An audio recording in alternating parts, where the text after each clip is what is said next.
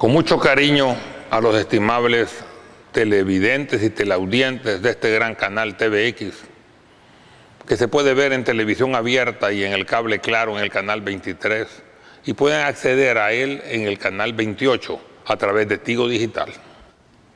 Se puede ver también en YouTube y en Facebook, en el programa como título Aclarando Conceptos. La presentación de Jesús en el Verbo encarnado de Dios, un tanto diferente en el Sagrado Corán, no es un deseo de confrontar con nuestros hermanos cristianos, sino una forma de aclarar lo que el Islam dice al respecto a pesar de las diferencias. Según el Sagrado Corán, Dios concedió a Jesús milagros que apoyaban la veracidad de su prédica y curaba a los enfermos graves, leprosos y paralíticos con el poder que provenía de Dios, e incluso resucitaba muertos. Pidió que se descendiera del cielo una mesa servida para él y sus discípulos para convencer a los escépticos. Habló en la cuna defendiendo a su madre María de las acusaciones falsas de infidelidad y predicó el Evangelio, palabras de Alá a través de Jesús.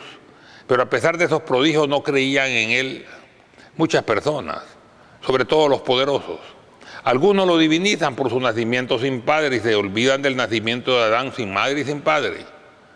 Dios creó a ambos solo diciendo sé, y así fue también la creación. Eva también nació sin madre. Aceptar a Isa, Jesús, es parte importante de la fe islámica. La fe en él es indispensable. Quien no lo acepta como mensajero de Dios no puede aceptar a Mohammed, y quien cree verdaderamente en él no puede dejar de creer en Mohammed.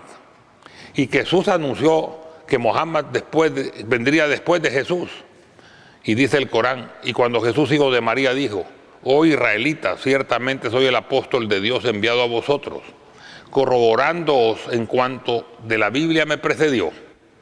En otras palabras, no vengo a cambiar la ley de Dios ni de los profetas, sino que vengo a que se cumpla. Entre paréntesis. Y al briciante de un apóstol que vendrá después de mí, cuyo nombre es Ahmad, Paracleito. Sagrado Corán 61:6. Si me amáis, observaréis mis mandamientos. Yo regresaré al Padre y Él os dará otro consolador para que esté con vosotros. Santa Biblia, Juan 14:26. Esta palabra tiene nombres diferentes en las distintas traducciones de las Biblias. Consolador, Espíritu de la verdad, Defensor, Abogado, Confortador, Espíritu Santo, etc. Pero en la versión griega era Paracleitos, cuya traducción al árabe es Ahmad o Muhammad. Más adelante dice Juan, capítulo 14, del 24 al 26. El que no me ama no guarda mis enseñanzas. La doctrina que escucháis no es mía, sino de quien me envió. Os he dicho estas cosas estando con vosotros, pero el Paracleitos, que el Padre enviará en mi nombre, Él os enseñará todo y recordará cuanto los he dicho yo. Definitivamente ese enviado es Mohammed, y es fácil darse cuenta de la similitud del mensaje del Corán con el mensaje primitivo de Jesús, esto es, con el cristianismo original. Esta similitud es incluso mayor que con el cristianismo actual, con los cambios y ajustes de los diferentes concilios y los errores en las diferentes traducciones bíblicas y las pérdidas de los originales que no permiten confrontar.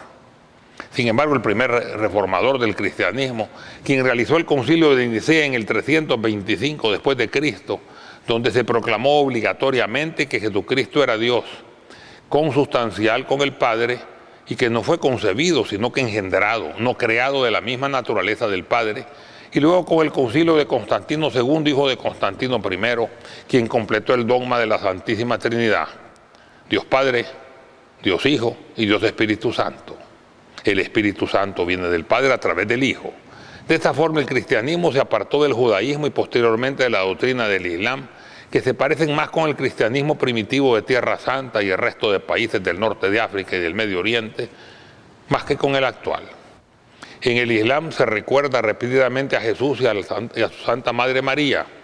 María encontramos en el Sagrado Corán una sura exclusiva dedicada a ella y que lleva su nombre, donde se relata el nacimiento de Jesús.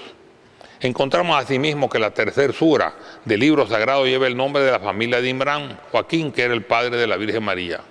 La quinta sura se denomina la mesa servida, en la que se relata el descenso de la cena de los cielos para Isa, Jesús y sus compañeros. Dios nombra en el Sagrado Corán 25 veces a Jesús y a María 34. La fe de los musulmanes en Jesús es la misma que en él tenían los discípulos. Los evangelios antiguos se calcula que fueron más de 300, entre ellos el de Bernabé y el de Tomás, del que se encuentran algunas copias en importantes museos europeos. Varios de esos evangelios declaran que Jesús no es Dios ni su Hijo de naturaleza divina, sino solamente el Verbo encarnado de Dios, creado por Dios de una manera diferente. En cuanto al sentido del término Espíritu de Alá, significa que cuando fue concebido en su madre por la palabra divina Kun, se, le infundió con esta palabra su espíritu humano y por intervención directa.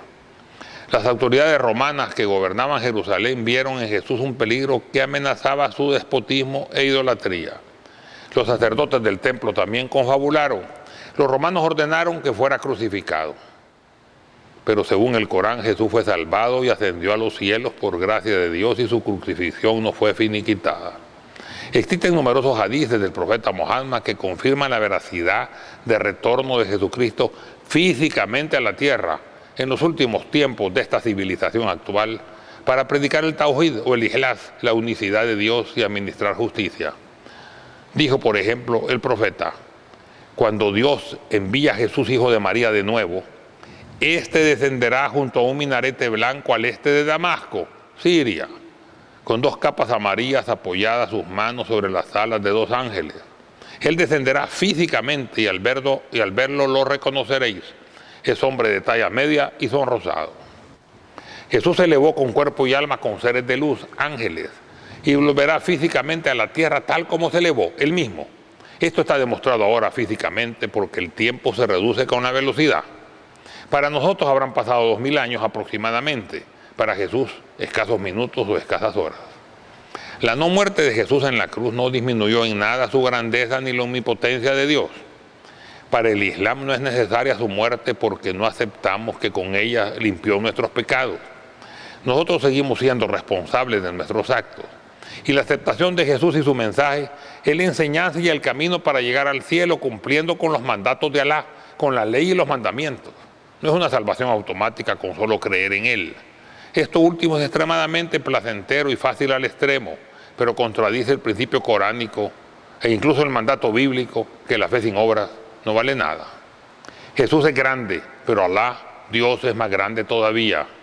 Jesús lo reconoce al decir Elohi Akbar, que significa que Dios es más grande, y que en árabe los musulmanes decimos Allahu Akbar, y que fue traducido por los griegos y romanos como mi Padre es mayor que yo, Juan 14, 28. El rapto o arrebatamiento. Por otro lado, Jesús bajará solo una vez más, esto es un total de 2 veces y físicamente a la tierra. Los que creen en 3 venidas, incluyendo una segunda manera de rapto en una nube semi-invisible, ya que solo la verán algunos y que no bajará a la tierra, es solo un error de traducción. La palabra del arameo o del árabe para indicar raptar o confortar son tremendamente parecidas. Es un punto la diferencia.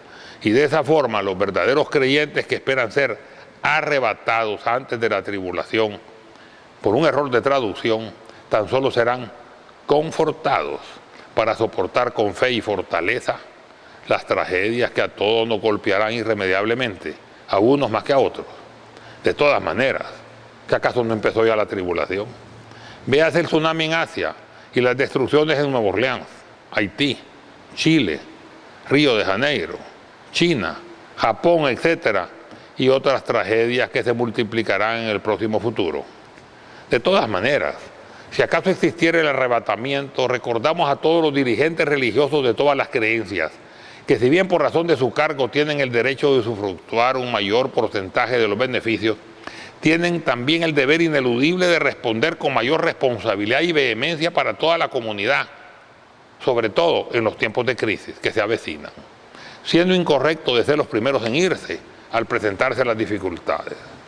Para aquellos dirigentes que incluso están esperando ser arrebatados, insistimos que en un momento de crisis, lo que se denomina también como tiempos de tribulación, el dirigente religioso, aún en el caso de ser escogido para ser arrebatado, si existiere tal arrebatamiento, tiene que renunciar a ello pidiéndole a Jesús que no lo lleve y debiéndose quedar en la tierra protegiendo a su grey, a los que le toque quedarse, a soportar mejor los tiempos de tribulación, ya que no todos serán arrebatados. Se abandonan a los que se queden. ¿Para qué tener dirigentes? Somos exigentes y bastante codiciosos. Y así nos dejamos convencer por aquellos que nos ofrecen las mejores ofertas, llámese el paraíso en la tierra o el paraíso en el cielo, sin comprender que no hay almuerzo gratis o analizar si las ofertas son ciertas. El caso se complica cuando los ofertantes presentan la recompensa en carácter exclusivo. Solo nuestra religión salva. Si no nos sigues, estás condenado. La única forma de salvarse es seguir este camino, etc. No estamos en contra de ofertar una ideología o predicar una religión. Estamos con todas. Lo malo es considerarla exclusiva y condenar a las demás. Esto es aumentar la confrontación y la intolerancia. ¿De qué sirve ofrecer algo que tiene de placer y alegría mundana para luego darnos cuenta cuando sea demasiado tarde que eran falsas esperanzas?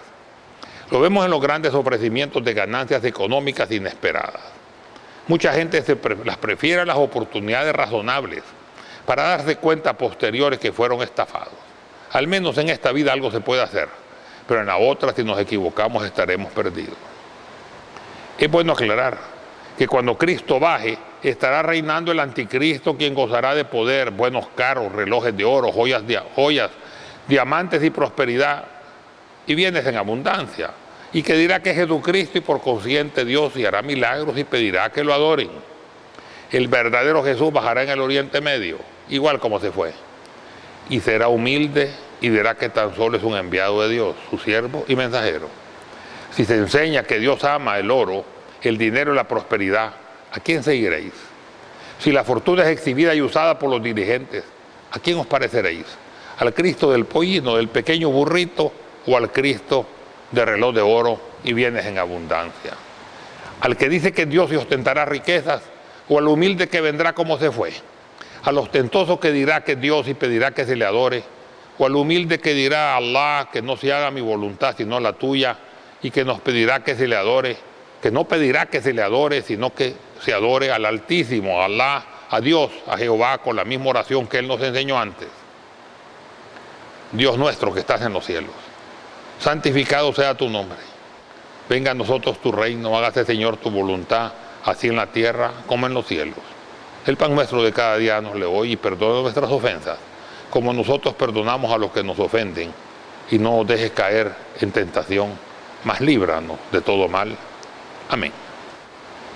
Los musulmanes seguirán al humilde, al enviado de Dios, al Mesías, Jesús, el Hijo de María, el Verbo encarnado de Dios.